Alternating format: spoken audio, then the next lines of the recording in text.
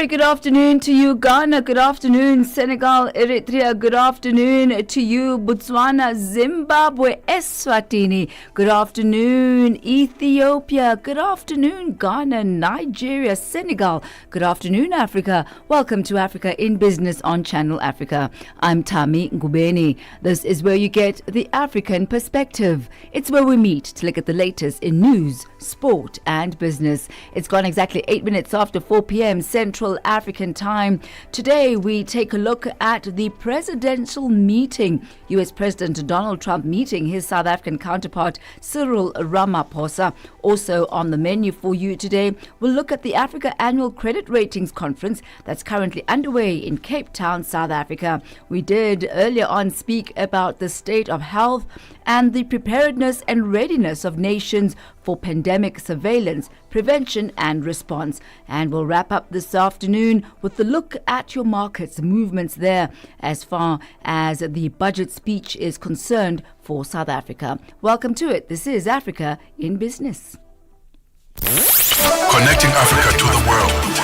Africa in Business with Thami Ngubeni brings you the latest insights on Africa's economy.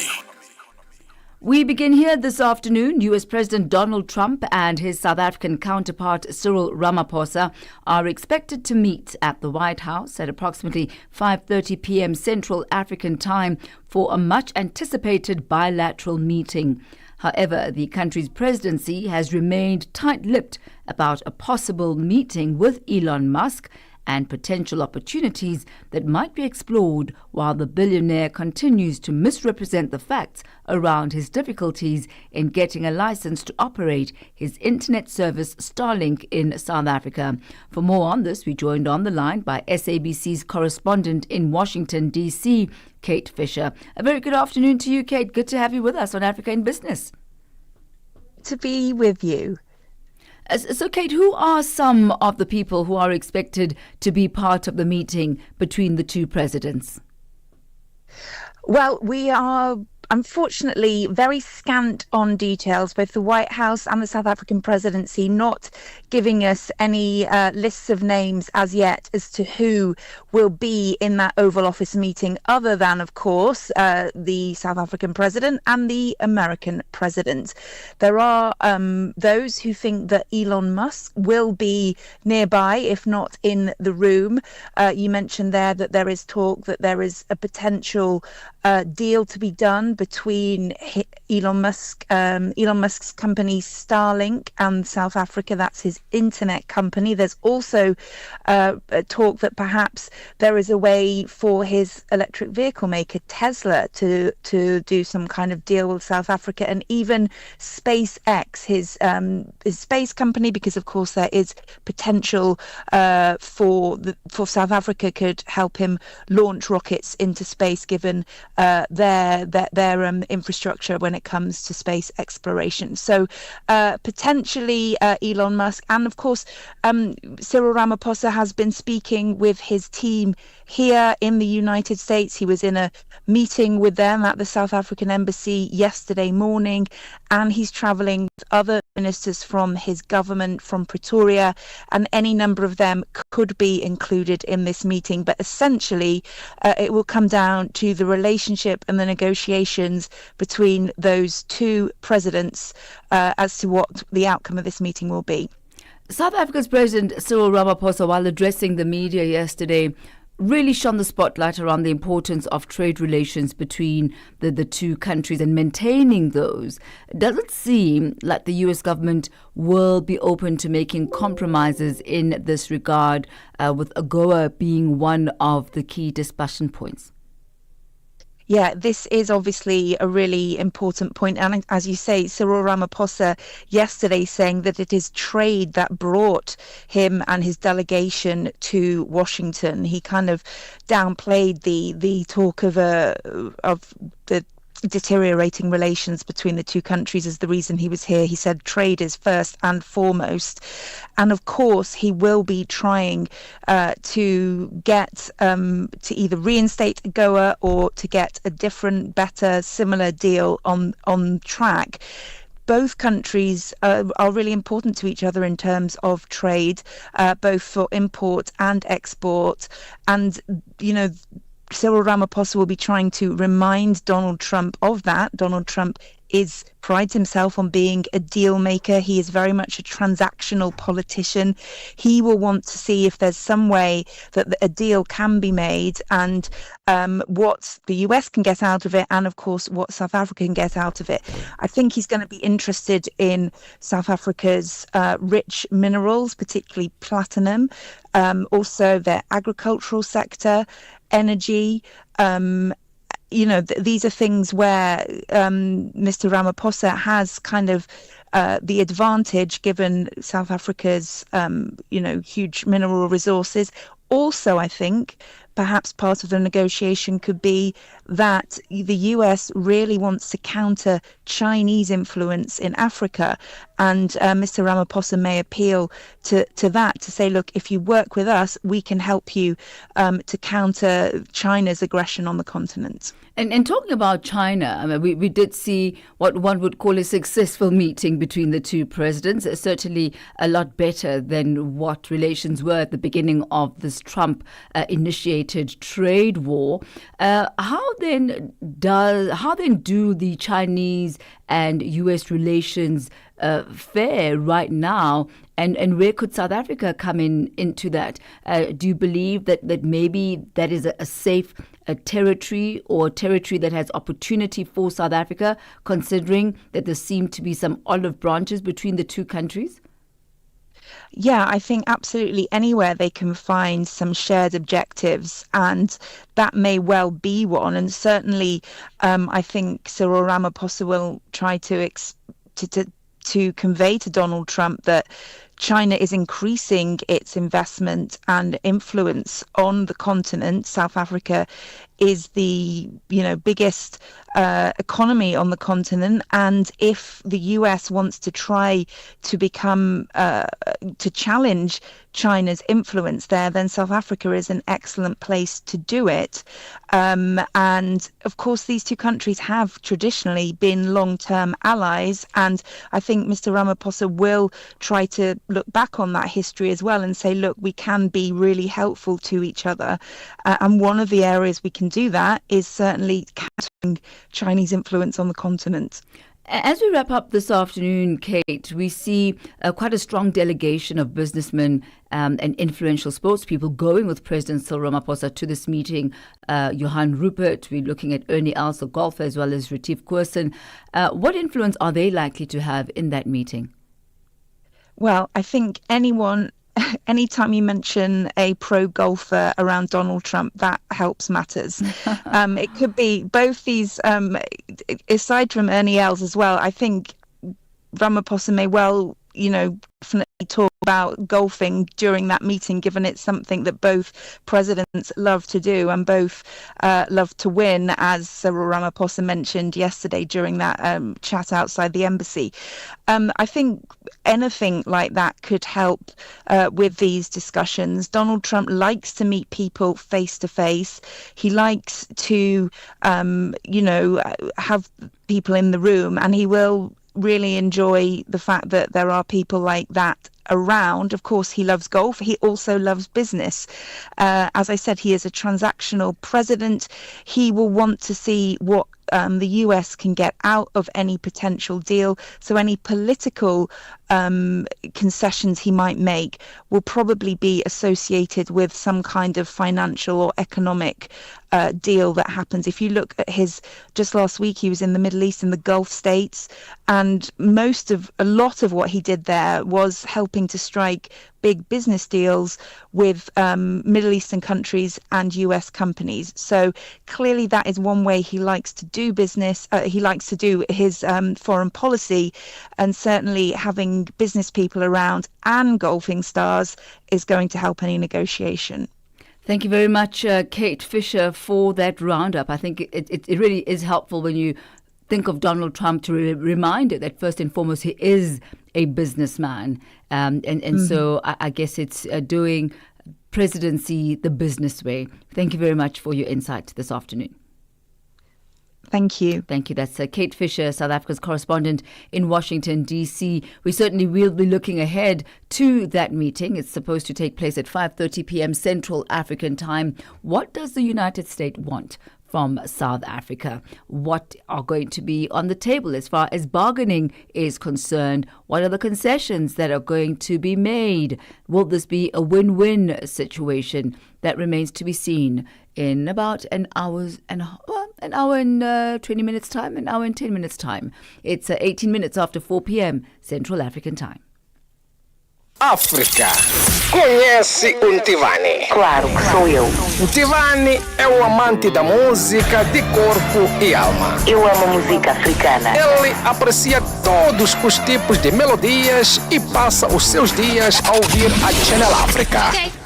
Adivinha só, a Channel África quer ajudar o Ntivani e os amantes da música em todo o lado a descobrir ainda mais música incrível. Por isso, a Channel África está a convocar artistas africanos a submeterem as suas músicas. Músicos, lembrem-se de nos dar todas as informações relevantes no music@channelafrica.co.za. As submissões são a vossa oportunidade de ser ouvidos, mas não garantem inclusão na lista. Todas as submissões serão cuidadosamente analisadas para verificar se cumprem os requisitos da nossa estação. Canal África, a perspectiva africana. Channel Africa, born to tell Africa's incredible stories. Sigo la bueno da África. A nossa história contada por nós. Happy birthday to us. Happy birthday to you. Listen on SABC Plus, DSTV Audio Bouquet 802, and Satellite Channel PAS 10. Connecting Africa to the world. Africa in Business with Thami Ngubeni brings you the latest insights on Africa's economy. It is 20 minutes after 4 p.m. Central African time. Now, the Africa Annual Credit Ratings Conference is currently underway in Cape Town, South Africa, with 21 African countries either at high risk or in debt distress. The event serves as a strategic platform for dialogue among policymakers, rating agencies, financial institutions, and stakeholders on Africa's evolving credit ratings landscape. This conference will also explore how Africa can strengthen its credit rating ecosystem and the role of the upcoming Africa Credit Ratings Agency. For more on this, we joined on the line by Ndiritu Murithi, an economist and partner at EcoCap Capital in Kenya. A very good afternoon to you. Great to have you with us on African Business. Welcome. Thank you very much. Yes, I am with you. Glad to be here. So tell us more about the Africa Credit Ratings Agency. What type of progress has been made towards it? Well, firstly, the conference going on right now at Cape Town has delegates from all across the continent, both from private and public sector, and about 140, 150 delegates. In terms of the Africa Credit Rating Agency itself, it's been under preparation for a number of years now, primarily driven by the Africa Peer Review Mechanism and other partners. So the conversation going on today is about both the Africa Credit Rating Agency, but as well as other rating agencies that are Africa-owned or Africa-focused that are doing rating work on our continent. And why has it been important to establish an Africa Credit Rating Agency? Primarily dealing with the perception that sovereign ratings on African countries have been harsh, and perhaps African countries not getting as good a rating as they deserve. It has also been driven by the need to have local knowledge, that it may perhaps be best if the rating agencies and the staff who do these ratings have deep knowledge of the African economies, so that they do the best analysis possible. And how can African nations mitigate the downgrading that they inevitably end up being victims of, specifically during global shocks? Countries are encouraged, first of all, to have deeper engagement with rating agencies, to provide as much data as possible, perhaps get services of rating consultants who can interface between them and the rating agencies, and to proactively engage the rating agencies so that they are able to clarify and to also actively communicate with rating agencies, again, with an effort to clarify, provide information, and therefore improve the rating. As far as the rising public debt levels on African countries, how much of an impact do those have on the ratings outlook and the ratings agencies? What are the implications thereof? Well, the rating outcomes have a big implication of the cost of capital. A year ago, there were estimates by UNDP showing that Africa could be spending as much as $74 billion more in rating costs and opportunity costs related to the outcomes of rating. So it's a very, very important thing for them. Comparatively speaking, which other countries could you compare to Africa as far as their public debt levels are concerned, as far as their development levels are concerned? And when an analysis is done, does there seem to be a standard ratings process that the ratings agency undergo when you compare apples to apples, Africa and other perhaps developing economies? Two regions of the globe you can compare. One is Latin America and the other one is Asia. So that comparison between emerging markets, it is clear that African countries have been 1 or 2 grades lower than comparator countries in other regions. The case is also made that countries who have defaulted often, for example, in Latin America, still get a reasonably favorable rating compared to African countries that have never defaulted at all. So the consensus view is that ratings can and should be improved, and that deeper engagement by African governments with rating agencies will result in those improved ratings, and finally that improved ratings will reduce the cost of financing or cost of debt for African countries. So when we look at the top 3 global rating agencies, Moody's, Fitch, as well as Standard & Poor's, S&P, how will the Africa Credit Rating Agency now work in conjunction with them? How much credibility will the Africa Credit Rating have? Will it become an alternative to these top 3? How is that infrastructure or environment envisaged to operate? There's plenty of scope for collaboration between the Africa Credit Rating Agency, between African-owned or African-operated rating agencies like Metropole and Augusto. There's plenty of scope for collaboration between them and the global, or the big 3, as they are often referred to, because the African-based agencies have deeper local knowledge and therefore flexibility in terms of finding data, analyzing that data. It's also the case that the question of the long-term prospects of African countries, because the growth, global growth, if you look at East Africa region, for example, is the fastest growing region in the world. Therefore, one of the things ratings ought to do is look at the long-term prospects of African countries, and that is best understood by those with deep local knowledge. So we see plenty of scope for that collaboration. The Africa Credit Rating Agency is endorsed by the African Union. And I wonder how autonomy is going to be maintained, because looking at African credit ratings agencies, this is not the first. They are the likes of GCR, which is the largest rating agency on the African continent, but that was acquired by Moody's around 2022.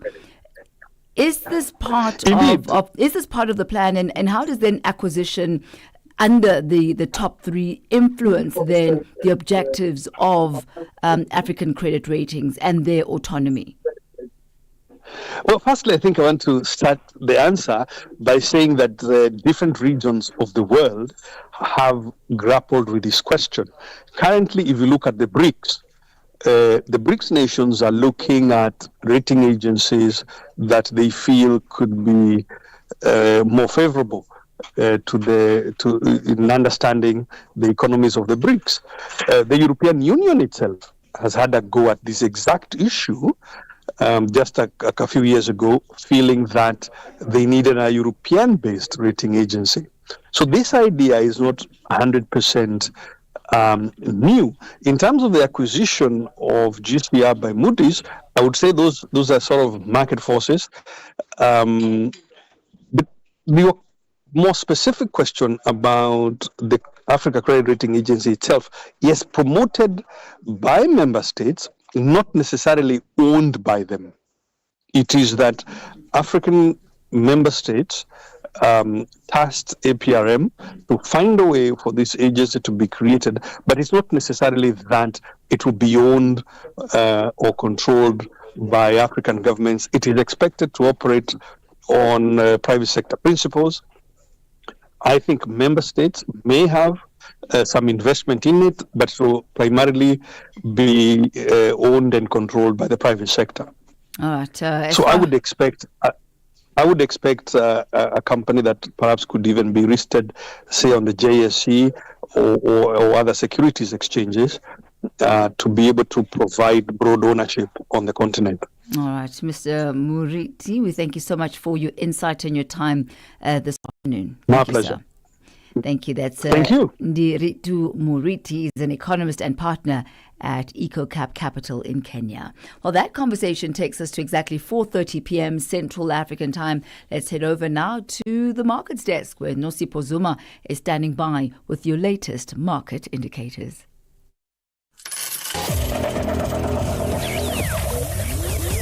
Business news on Channel Africa. The African perspective. Thank you, Thami. Good afternoon. Indicators, the sour, $1 US is trading at 17.99 in South Africa, and Botswana is trading at 13.39. In Namibia, it is trading at 17 Namibia dollars 99. The Zambian kwacha is trading at 2 kwacha 05 to the US dollar. In Kenya, the dollar is trading at 128 shilling 49. In Ethiopia, it is trading at 134 birr 501. In Uganda, it is trading at 3,000 shillings 637. In Tanzania, it is trading at 2,000 shillings 693. $1 US in Nigeria is trading at 1,000 naira 600. In Egypt, the dollar is trading at 49 Egyptian pound 917. In Tunisia, it is trading at 2 dinar 997. In Algeria, it is trading at 132 dinar 16. In Morocco, the dollar will cost you 9 dirham 11.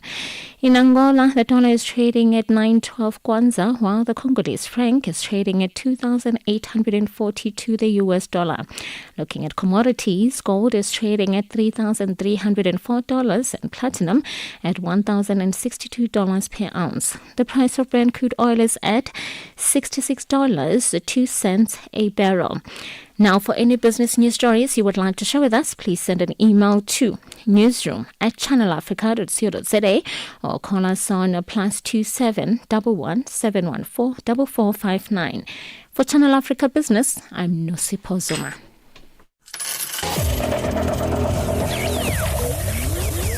Business news on Channel Africa. The African perspective. And over now to the sports desk, where Figi Lingwati is standing by with your latest news from the business of sport. Sports on Channel Africa. The African perspective. Thank you, Thami. We begin with football news in business. South African Football Association SAFA President Danny Jordan has vowed to support Amajita carry the AFCON triumph momentum into the FIFA World Cup later this year, but was reluctant to promise any incentives just yet. The under-20 men's national team landed in the country on Tuesday morning following the 1-0 victory over Morocco to clinch the Continental Youth Tournament, which carries a $200,000 prize money. As expected, Jordan was asked how this amount would be spent and whether the players would get a share. The SAFA president says it's not that simple. We have not received any money from CAF yet, and when we have the money, we will decide. One thing that we know, and that you know, South African football has not missed a single international match. We complied with our commitments. We even played in Chan. In the past, we didn't play in Chan. We played in Chan. We played in every single competition under both CAF and FIFA. And that means it's travel, accommodation, daily allowance, everything. And we fulfill our commitment. There's great respect for what South African football has achieved. And when you speak to the other federations, you will just see admiration and support for the progress that South African football has made. And we'll continue to work hard to achieve the ultimate goal, to get one of our teams to win the World Cup.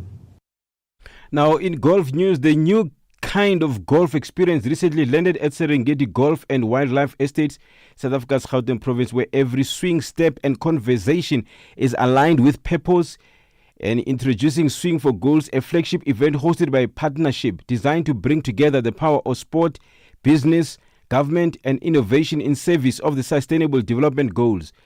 At its core, Swing for Goals reimagines the traditional golf day. Partnership Chief Executive Officer Itumeleng Oliphant explains the relationship between business and the sport of golf. I think sport is a great connector. I think it's absolutely critical for us to invest more in sports, not just on a national level, but on a very local level. If you look at the development of sport, it also impacts, let's say, how much is spent in terms of healthcare, keeping your people healthy in your country. And I think it's a great connector. Nelson Mandela's quote is always thrown around, but I think in a really meaningful way, it's an equalizer. It's how a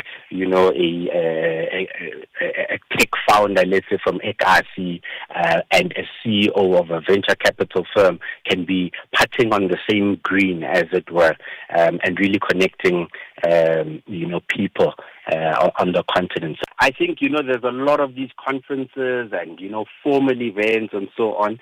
I think bridging business and sports, sport like golf, where already the leaders are already there.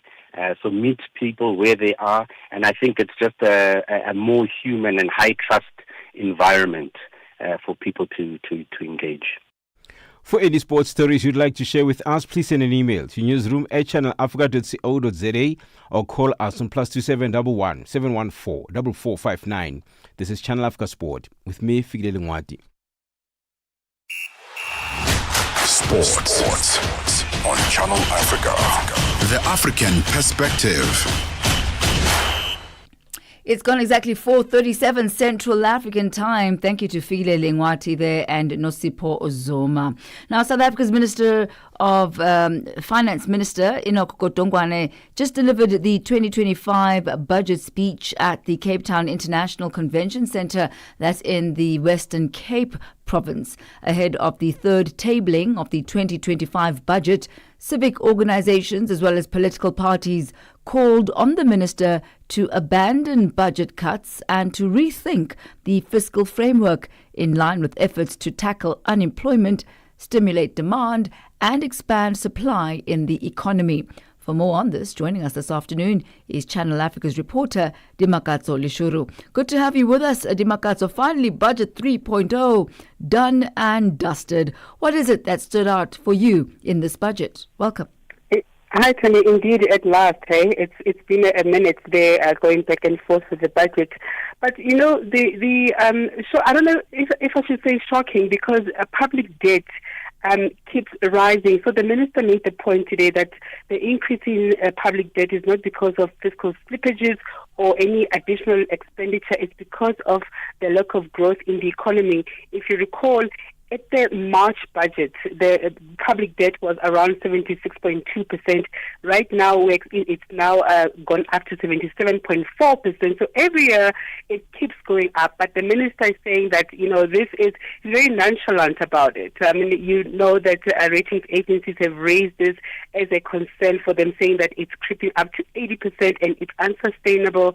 And the minister has been over the years saying that they are embarking on fiscal consolidation, meaning that they are wanting to cut, debt, reduce the deficit, but that is not. It doesn't seem to be happening in reality. So that's one of the things that stood out. And as you know, we are paying quite a lot to service this debt. Thami, it's about 1.2 billion rand per day. 22 cents of every rand collected goes towards paying interest on the debt. So those are quite sobering numbers. When we look at the revenue and expenditure, they've been revised down, and this is from the March budget. What is it that led to that?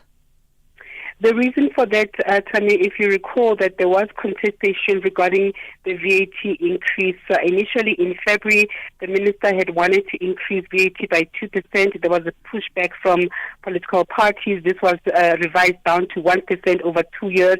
And there was disagreement. There was no agreement about that. Political parties going to court and saying that they don't want the VAT to increase to 16%. So that has meant that the money that government had anticipated on receiving, which was about $735 million per year, is now cut. So they've had to, impose these spending cuts, but they're not cutting the baselines. They're basically just cutting additional spending, which would have happened to increase on things like hiring additional doctors, hiring additional teachers. There are some doctors and teachers that will be hired this year, but it won't be at the level that government wanted to do. As you know, also they wanted to increase social grants to a certain level. That will not be happening. Zero-rated goods, those will not be happening because there hasn't been a VAT increase. Because the VAT increase impact on the economy is that growth for the economy is now being slashed down to 1.4% as opposed to 1.9% that was anticipated then. So that has had a ripple effect on the whole economy and the budget and spending and revenue. And talking about effects and impact, there is an increase in the fuel levy. What is the likely impact on consumers? Currently, the fuel price is quite low. I think economists are expecting another cut in June, so it won't be as that much of a cut. But the increase is quite minimal. It's inflation linked. So it's about 16 cents for petrol and about 15 cents for diesel. So the minister doesn't have room to raise funding. So this is the only way, and he's saying that this is not nearly enough to cover the shortfall that they need to increase social spending, to deal with issues of unemployment and the like. So the impact on the economy, depending on the oil price as well, Tony, because at the same time you have external issues with trade wars that affect the rand. So if the rand weakens, between now and June, the first week of June, when we are supposed to see adjustments in the fuel price, we might have an increase, we might not have an increase. So hopefully the meeting goes well today with the president in the U.S. and Donald Trump, and we get good news, and our rand can increase in terms of strength, and we won't see that much of an impact on inflation. Well, it's less than an hour away now for that all-important meeting between the two presidents at 5:30. We thank you so much, Dimakatso Leshoro. Sure. Thank you. That's Channel Africa's reporter, Dimakatso Leshoro. Also, what really came out of this budget is a lot more focus on infrastructure. We'll remember South African president saying that South Africa will be turned into a construction site. It is exactly 4:42 Central African time. In just a moment, we take a look at the impact of pandemics on the world and what the World Health Assembly is doing to ensure that countries are ready for the next one. We are on Open Views Audio Bouquet. Channel 628. Now, the World Health Assembly, the highest decision-making body of the World Health Organization, adopted the Global Pandemic Agreement. The Pandemic Agreement proposes the establishment of a series of new platforms as well as mechanisms aimed at comprehensively reforming the existing systems for pandemic surveillance, prevention and response. In light of the recent development, how are nations making significant strides in investing in national capacities for evidence-based decision-making and also improving the health of women, children and adolescents? To unpack the World Health Assembly resolution and how Ethiopia is faring in this regard, we are joined on the line by Dr. Mebratu Masebo, Chief of Staff, Ministry of Health of Ethiopia. A very good afternoon to you, Doctor. Welcome to Africa in Business. Good afternoon. It's a great pleasure to be with you. So Ethiopia is one of the countries that has demonstrated a commitment to improving the health of women, children and adolescents, those who are really classified as marginalized communities. Could you outline some of the key national strategies as well as the programs that are currently in place that do reflect this commitment? Thank you. Thank you so much. It's one of the very important area that as we work in Ethiopia and national policies. Also, we had a national health policy which was 30 years old. So we changed this year to focus on the areas which matters most, including the vulnerable groups. So as a country, we are focusing on health sector transformation investment plan, which will run for the next year. Then we'll have also for the next 5 years to 2030, which aligns with SDG goals through UN. And this all plans, policy, standards we had is very much aligned with the commitment that the government had with women's, children's and adolescent health. In the National Adolescent and the Youth Health Strategy, which is very new for us, which started very recently, we aim to address sexual and reproductive health, substance use, nutrition, non-communicable diseases among adolescents and the youth. These are, I think, the one which are ascribed for the productivity altering in the youth communities. So in the country, you can take the whole of Africa. So most of the population is under in the category of youth and adolescent. So we are redoubling our efforts to focus to make some of very important innovation which can solve the problems which usually are not in the perspective of the healthcare system. And Doctor, how do you then utilize data and how do you utilize evidence for better health outcomes in these populations? Because having the intelligence is essential in being able to put together the strategies and solutions needed to fight the problem. So thank you. I think one of the motto in our revised health policy is like how we can make the health services fit for 21st century. The world is now moving to digitization, moving to artificial intelligence. How that can help the health service of those marginalized group than the advantaged one. So how we can reach more people with digital health initiatives, including identifying each of them. Like this year only, we tried to register in the national registry about 50 million groups, which categorized as youth and also maternal and the child, to know their need, to prioritize their priority health needs, and also the research, standardization, infrastructure improvement should all consider the new development that the world is going. Technological advancement is a big thing, like in the world. So how the health sector can use this is like the top of our agenda so far in this revised policy. Now, the Global Leaders Network agenda really looks into the importance of women, children and adolescents and their health within the universal health coverage. How can strengthening Ethiopia's national capacities in science and evidence-based decision-making specifically contribute to achieving a more equitable and effective universal health coverage for these groups that we've been talking about and outlining? Thank you. So Ethiopia is like the second populous country in Africa. We have around 130 million residents in Ethiopia. So we have a population which we need to address. So that's why the standards, evidences advised by the research and the strategies that are derived from norms and the standards that like we can reach. And also we need to put it including the African perspective for this kind of policy changes, which will include the traditional knowledge and the standards with, of course, the research priorities. So this year we had a research and evidence policy which focuses on the situations that we are, which will help us on a national health research roadmap that we oversee the prioritization, and also we want strategically focusing on the actions which will help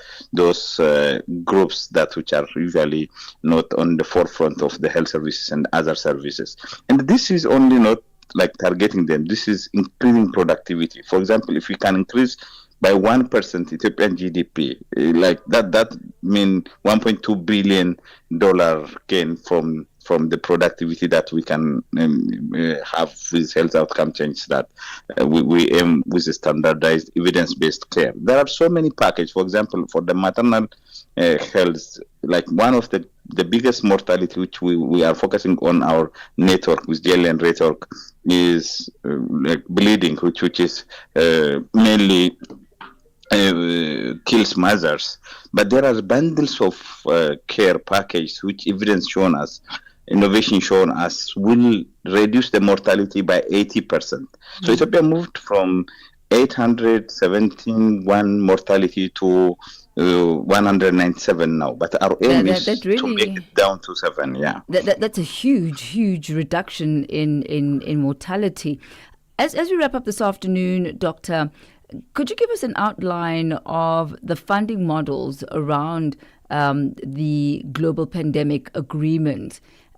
Because obviously this is all around ensuring that countries are capable of surveilling pandemics before they even hit, to prevent them and also to respond to them. And this is all in light of the COVID-19 pandemic, which hit the globe. What are the funding structures and the mechanisms of ensuring that nations and countries are actually able to fulfill the mandate of this agreement, or at least the spirit of the letter?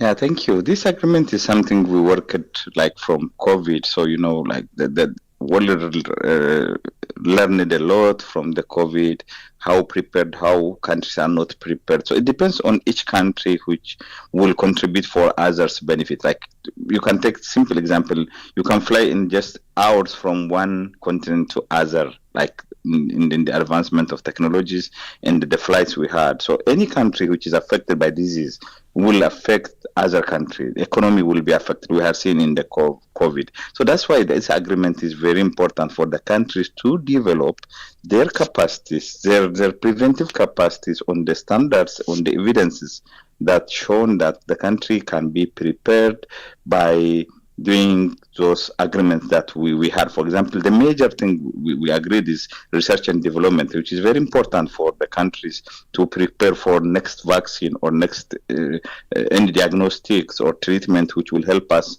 on the pandemic. And also we agreed in the local manufacturing, regional manufacturing, that strategized manufacturing for Africa, for example, is very important, because now most of the things are produced as elsewhere. So in this agreement, the countries will take these capacities by their own, but also there are another aspect of this agreement that with solidarity, the global member of WHO countries are agreed to work together to prevent, and also if happens to detect the new pandemic which may happen in the future, and also we'll to respond as we go. And we've seen just the importance of that solidarity and how a pandemic affects us all as the globe. We thank you very much for your insight and your time this afternoon, Doctor. Thank you. Thank you so much. Thank Great you, Doctor. pleasure. That's Dr. Mebratu Masebo. He's the Chief of Staff in the Ministry of Health in Ethiopia. Get Channel Africa on DSTV Audio Bouquet.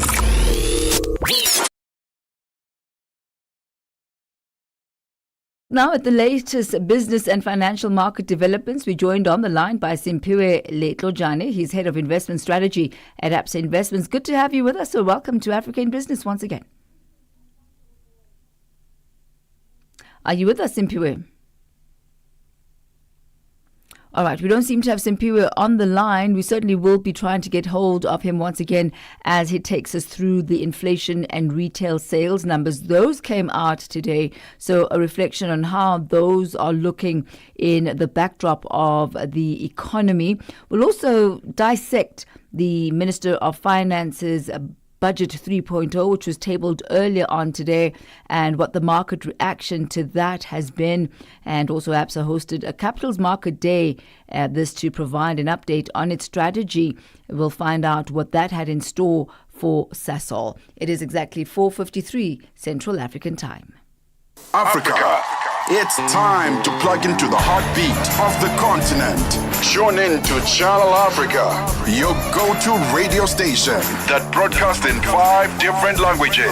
L'Afrique du Sud célèbre la journée nationale du Kabla hujaitwa kwa jina la Double K, or more of our forests have been destroyed. Partido Africano da Independência da Guiné. Channel Africa represents every corner of this amazing land. From Lagos to Cape Town, Nairobi to Dakar, we've got you covered with the freshest news, music, and cultures. So, turn up the volume, feel the rhythm.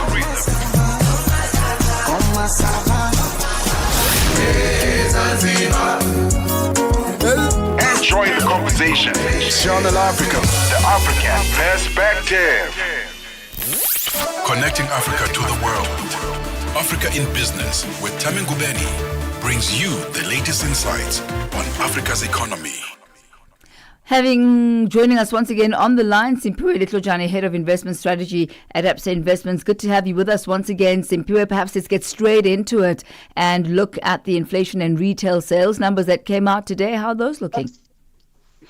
Yeah, seeing inflation still fairly moderate. It did surprise slightly negatively, so coming in a little bit higher than what Reuters poll was anticipating. But I mean, it's a 2.8% inflation print, so quite subdued. It's still sitting below the SARB's lower bound of the target, which is essentially 3%. So still experiencing fairly benign inflation from a South African point of view. Then from a retail sales perspective, we're also seeing a bit of a negative surprise there, especially if you're looking at the year-on-year growth figures. Still positive, but less than what markets had anticipated. So if you're comparing retail sales in the most recent month compared to, the sales that we were seeing last year. But encouragingly, on a quarter-on-quarter basis, we're seeing it slightly positive, so expected to potentially contribute a bit positively to first quarter GDP. And looking at the Finance Minister's Budget 3.0 that was tabled earlier on today, any sort of reaction so far? And what were your key takeouts from that from a market's perspective? Yeah, so seeing a bit of stability in markets, especially if we bond yields, which are quite a good proxy for overall sentiment on government fiscus. Key takeaways is that government debt to GDP is still expected to peak at current levels. It's still expected to peak in this particular fiscal year, but is potentially going to peak at a slightly higher level than what was presented in Budget 2.0. So the peak is going to be around 77.5. Encouragingly, it's still below 80%. So debt containment still really is the key theme. There was a slight deterioration in the budget deficit, but I think that was quite inevitable given that, the measures to increase a bit of revenue from VAT that has been taken away. But what is encouraging to see is that government did not necessarily to look to increase debt in order to fund that gap, but what they rather opted for is to see where they can cut some of the expenditure increases that they were proposing. So essentially the expenditure increases are going to be lower than what they had initially proposed, given the fact that they won't be able to get that additional revenue from tax. So quite interesting and quite good to see that they are, sticking to fiscal consolidation, sticking to debt containment, which is quite important. And also very important is that a lot of the infrastructure spending that was planned is still going to go on. Of course, there was a slight deterioration in the allocation towards infrastructure that was planned, but it's not significant. I think the key messaging around, sticking to fiscal reform is the real key takeaway for us. Now, wrapping up, we see Cecil hosting a Capital Markets Day today. What is it that they were focusing on as the group? Yeah, it's quite a lot of points that the company is focusing on, really, and I think they have been facing quite a lot of headwinds in many different directions, and looking to, come up with action items around how to address each of these. So we're seeing a bit of cutting in terms of capital expenditure, so they're guiding towards lower capex guidance in the future. It is interesting to see that, given that, they do still face quite a lot of headwinds from an ESG perspective, and, they will need to spend some money in order to try and change their operations to be a bit more green, but that seems to be the key focus for them, to essentially put means of generating chemicals in a much cleaner way, and also just looking at investing towards renewable energy sources. Debt containment still a main objective for them, and then of course what we also did see, and probably markets do liking that a little bit, especially seeing some of the market reactions that we have seen, is the fact that they are looking to bring back a bit of dividend payments for the next 2 years. But quite a lot of uncertainty, and a lot of analysts do think that some of the targets that they are setting are looking a little bit ambitious, and there's quite a lot of execution risk around some of these measures. Simpiwe Letlojane, Head of Investment Strategy at Absa Investments, thank you so much for today's market update. That takes us to exactly 4:59 Central African time. That's how we as African Business bring it to a wrap for this afternoon. Thank you to our producer, Mabubu Lok, our technical producer, Didimalo, and our social media, Nzako Mashaba. I'm Thami Ngubeni as we hand over now to Vue d'Afrique avec Jolie Joël. Vue d'Afrique, un magazine des actualités en français sur Channel Africa. Rendez-vous du lundi au vendredi avec Joël Mouteba sur Channel Africa de 15h à 16h, temps universel. Channel Africa, la perspective africaine. À cette nouvelle édition de Vue d'Afrique que nous vous présentons depuis nos studios d'Auckland Park en Afrique du Sud, et je suis Joël Mouteba à la présentation. Tout de suite, voici ce qui fait les grandes lignes de ce magazine d'actualité sur Channel Africa. République démocratique du Congo, l'ancien Premier ministre Matata Mponyo, condamné à 10 ans de travaux forcés pour détournement de fonds